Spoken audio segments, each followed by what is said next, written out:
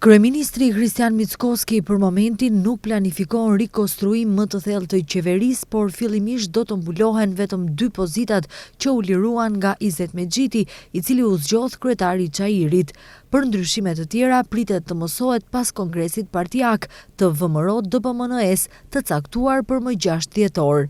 Kjo nuk do të thotë se do të kenë resor më tepër. Ky është vendim i partnerit ton të koalicionit.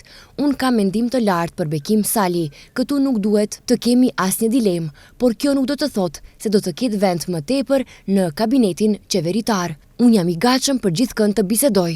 Këtu nuk ka asnjë dilemë në suazat të koalicionit, por kuptohet, mandatar jam unë, kështu që normalisht unë si mandatar do ta kem fjalën e fundit, tha Kristian Mickoski, kryeministër. Mickoski i quajti spekulime informacionet se është i pakënaqur nga disa prej ministrave. Jo zyrtarisht thuhet se pritet zëvendësimi i ministrave Goran Minçev në administrat, Igor Fillkov në drejtësi, por edhe Vesna Janevskës në arsim. Rikonstruimi i qeverisë nuk bëhet thjesht sa për rikonstruim dhe të themi ja e rikonstruam qeverinë.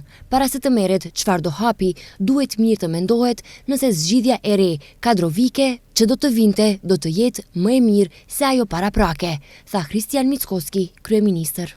Kreu i Alternativës Zeqëria Ibrahimi një ditë më parë tha se fillimisht me kryeministrin do të diskutojnë nëse për momentin do të duhet të mbushin vetëm vendet e zbrasta apo do të bëhet rikonstruim më i thellë i qeverisë.